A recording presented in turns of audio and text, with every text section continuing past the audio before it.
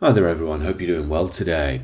One of the most important tools in my own spiritual life has been the daily routine. I think this is especially important because we can get so lost so quickly in the noise of the world. That's especially true in this day and age. Most of us carry around super powerful computers in our hands these days. They're always beeping and buzzing and people are messaging, and you can go on there, press a few buttons and see anything you want in the world. A comedy video on YouTube, the latest news that's happened, sex, whatever it is, it's all there and you can get lost in it quite quickly.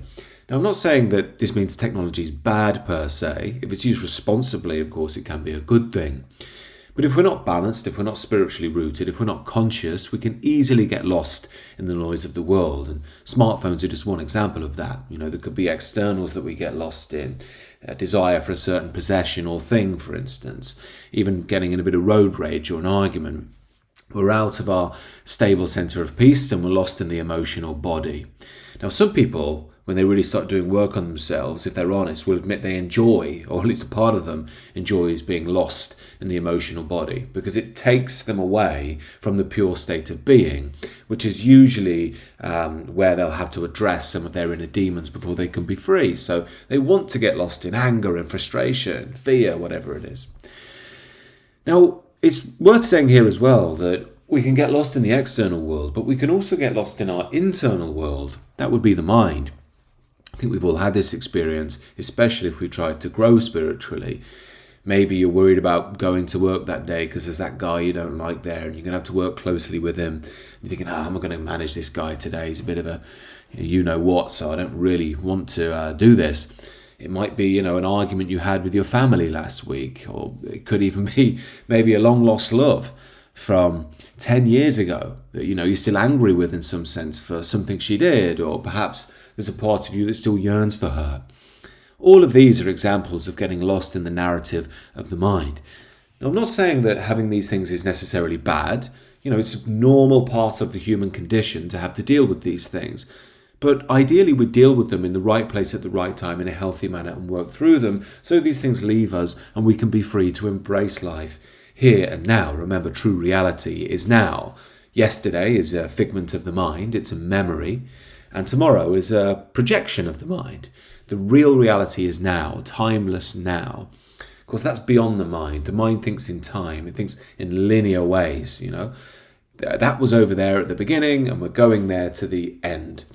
However, that's not real reality. The real reality is the vertical chain. That's the right now, going right the way through us. And in many spiritual teachings, mystical teachings, they might even say you are the now, rather than it being something you recognize, but you're just pure presence. Now, however you see that, the most important thing to take away here is simply not getting lost in the noise of the world before you begin. And this is why I find the daily routine so helpful.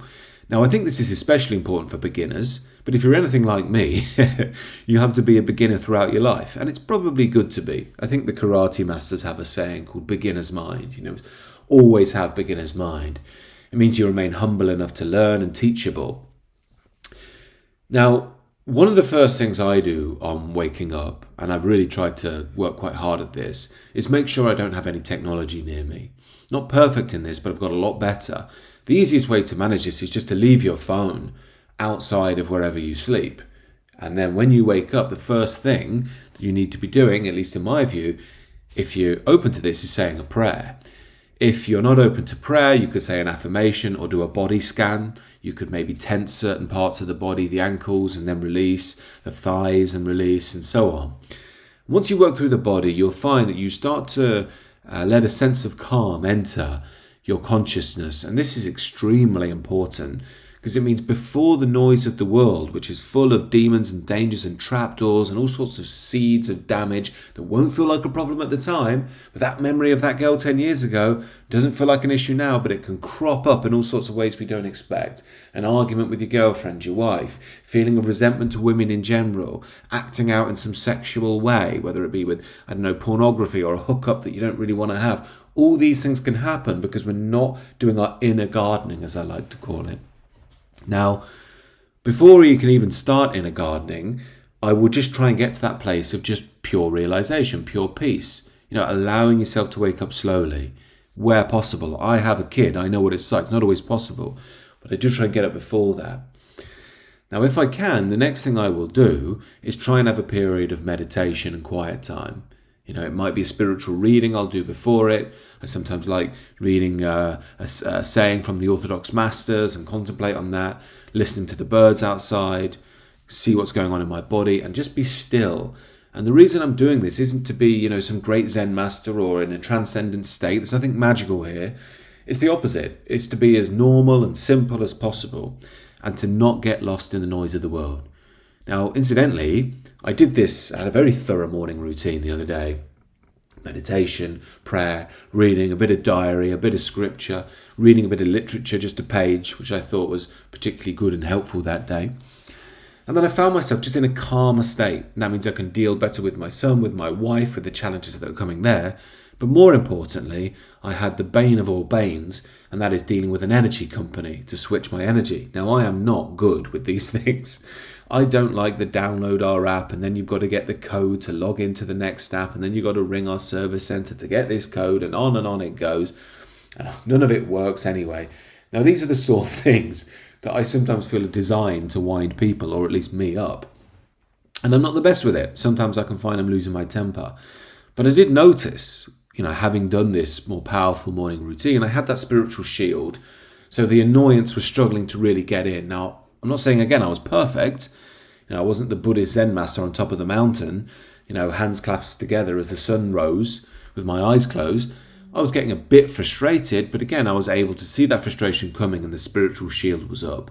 Now, this is a metaphor for all manner of things that might attack you that day. Pride, vanity, lust. There's all sorts of things that want to get at us, to want to rip apart our peace. Because when the peace starts getting ripped apart, we're moving away from God.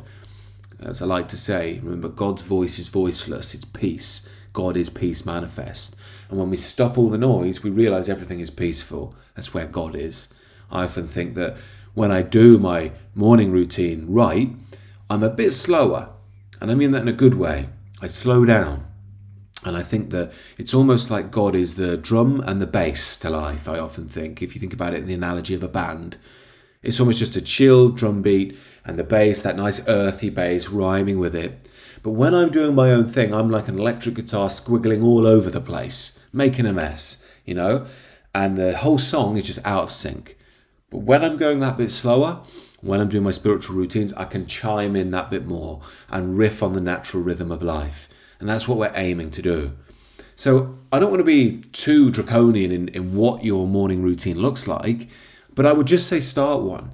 And I just try and emphasize to wake up slowly and put on that spiritual armour, whatever that means for you, before you begin.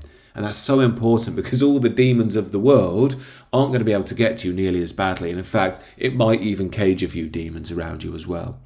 Now, like I say, this isn't going to be a cure-all. There still needs to be the space and time where we do the real work. Of course, that's what I'm moving towards on the Substack, the group work, the 7 steps. This is where we really go deep and start to think, well, what are these demons, and try and really get rid of them.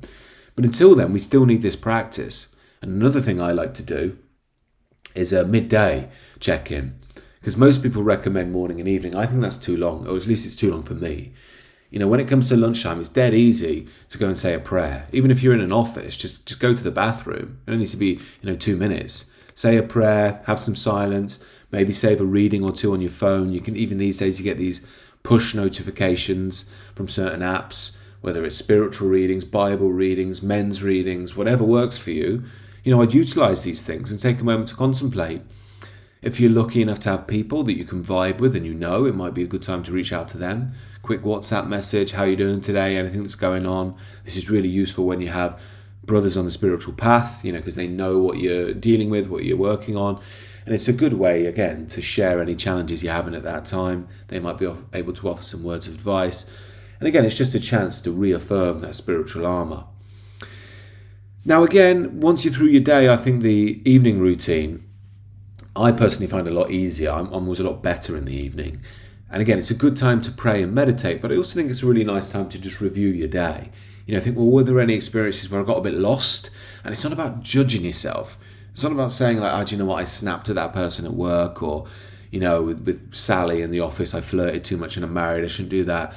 It's not about saying, you screwed up, you got it wrong. It's about recognizing where we were unconscious, where we're outside of perhaps the man that we know we truly are, or outside of the energy that God gives us, which is peace and love and truth.